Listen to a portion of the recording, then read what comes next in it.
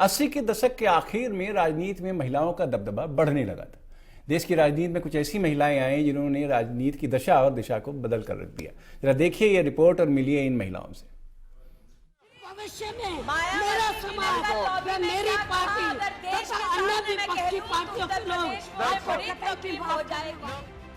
देश की राजनीति में जैसे जैसे दशक बढ़ रहे थे वैसे वैसे महिलाएं भी राजनीति में अपनी भागीदारी बढ़ाने में लगी थीं। आइए जानते हैं ऐसी ही कुछ महिलाओं के बारे में जिन्होंने अपने दम पर राजनीति में ऊंचा शिखर प्राप्त किया।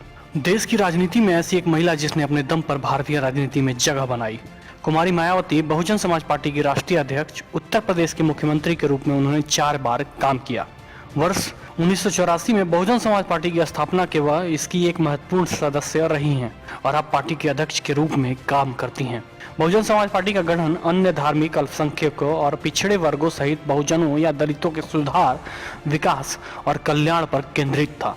मायावती का जन्म 15 जनवरी 1956 को दिल्ली के कृपलानी अस्पताल में हुआ था। गौतम बुद्ध नगर में बादलपुर में उनके पिता प्रभुदास एक डाक कर्मचारी थे।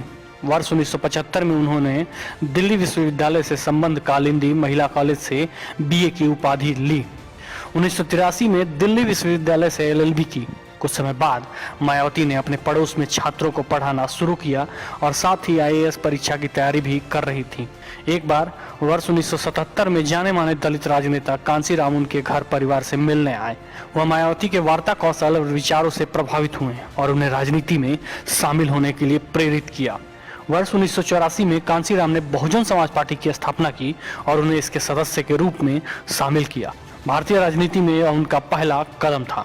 वर्ष 1989 में पहली संसद सदस्य के रूप में चुनी गई थी। मायावती 1995 में पहली बार यूपी जैसे बड़े सूबे की मुख्यमंत्री बनी।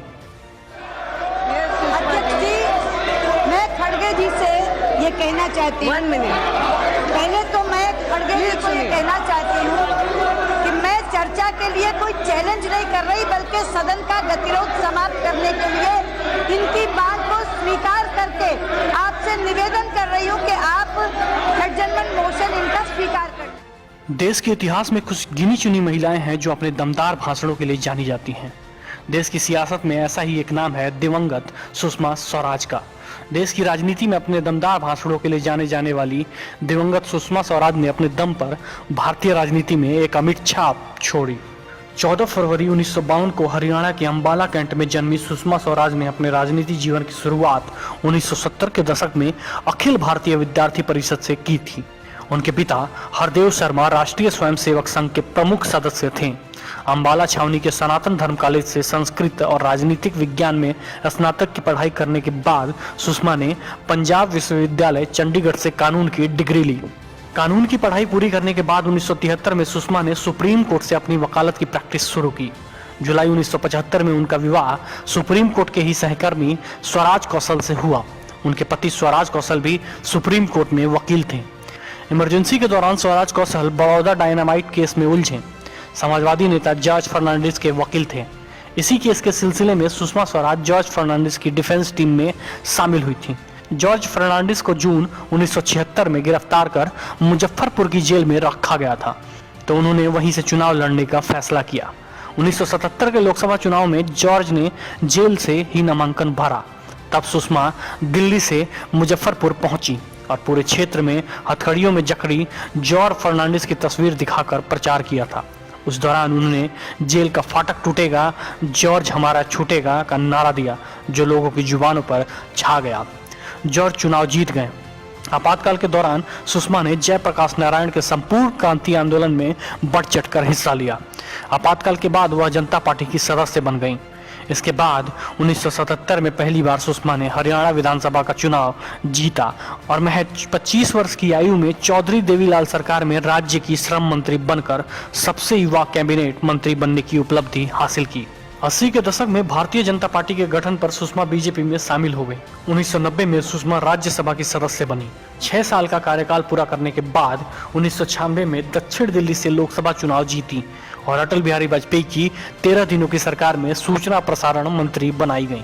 12 अक्टूबर 1998 को दिल्ली की पहली महिला मुख्यमंत्री के रूप में शपथ ली। 2009 में जब सुषमा स्वराज मध्य प्रदेश के विदिशा से लोकसभा पहुंची तो अपने राजनीतिक गुरु लाल कृष्ण आडवाणी की जगह 15वीं लोकसभा में नेता प्रतिपक्ष बनाई गईं। 2014 तक वो इसी पद पर आसीन रहीं। 2014 में वो दोबारा विदिशा से जीती और मोदी मंत्रिमंडल में भारत की विदेश मंत्री बनाई गईं। प्रखर और ओजस्वी वक्ता, प्रभावी पार्लियामेंट्रियन और कुशल प्रशासक मानी जाने वाली सुषमा स्वराज एक वक्त वाजपेयी के बाद सबसे लोकप्रिय वक्ता थीं।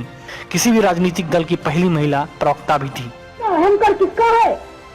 इतना बड़ा कर ले लिया कि government has lost all the credentials. Mamata Banerjee एक ऐसी महिला हैं जिन्होंने बंगाल से 34 साल के मजबूत साम्यवादी सरकार को उखाड़ फेंका। भारतीय राजनीति में ममता लौह महिला मानी जाती हैं। अपने भड़काऊ राजनीति से लेकर पश्चिम बंगाल के मुख्यमंत्री बनने के सफर में उन्होंने अपने राज्य का राजनीतिक इतिहास फिर से लिखकर अपनी क्षमता और निर्णय शक्ति साबित कर दी है। अपना लक्ष्य हासिल करने के लिए सार्वजनिक रैलियों को संबोधित करना और धरना करना यह ममता की ताकत थी। अपने प्रभावशाली भाषण में टैगोर और अन्य कवियों के उचित उद्धरण सुनाकर उन्होंने सामान्य जनमानस को अपनी तरफ आकर्षित किया। ममता बनर्जी का जन्म 5 जनवरी 1955 को कोलकाता, पश्चिम बंगाल में हुआ था। वे निचले मध्यम वर्गीय परिवार से थीं और उन्होंने अपने राजनीतिक सफर की शुरुआत कांग्रेस पार्टी के साथ की। उन्होंने जयप्रकाश नारायण की गाड़ी के बोनट पर चढ़कर निकम्मी सरकार के प्रति अपना विरोध व्यक्त किया था। उस समय वे कॉलेज की छात्रा थीं। उन्होंने जोगमाया देवी कॉलेज, दक्षिण कोलकाता से इतिहास विषय में स्नातक किया। जोगेंद्र चंद्र चौधरी लॉ कॉलेज, कोलकाता से उन्होंने कानून की डिग्री भी प्राप्त की। ममता बनर्जी ने अपने राजनीतिक सफर की शुरुआत कांग्रेस पार्टी के सदस्य के रूप में की थी। युवा आयु में ही वे राज्य महिला कांग्रेस की महासचिव चुन ली गईं। सन 1984 में कोलकाता के जादवपुर लोकसभा क्षेत्र से उन्होंने अनुभवी साम्यवादी नेता सोमनाथ चटर्जी के खिलाफ चुनाव लड़ा और ये चुनाव जीतकर वे सबसे युवा भारतीय सांसद बन गई। 1991 में नरसिम्हा राव की सरकार में वे राज्य मंत्री भी रहीं। कांग्रेस से मतभेद के चलते उन्होंने कांग्रेस पार्टी छोड़कर अपना अलग दल बनाने का निश्चय किया और ऑल इंडिया तृणमूल कांग्रेस की स्थापना की। उनकी पार्टी ने काफी कम समय में बंगाल की कम्युनिस्ट सरकार के खिलाफ कड़ी चुनौती खड़ी कर दी। सन 1999 में ममता बनर्जी एनडीए गठबंधन सरकार में शामिल हो गईं और उन्हें केंद्रीय रेल मंत्री बनाया गया। सन 2011 के विधानसभा चुनाव उनके राजनीतिक सफर में एक नया मोड़ लेकर आए। चुनाव में तृणमूल कांग्रेस की जीत के साथ ही 20 मई 2011 को ममता बनर्जी पश्चिम बंगाल की पहली महिला मुख्यमंत्री बन गईं। ममता बनर्जी ने 34 साल पुरानी कम्युनिस्ट सरकार को उखाड़ फेंका। ममता बनर्जी 2011 से अभी तक पश्चिम बंगाल की मुख्यमंत्री हैं।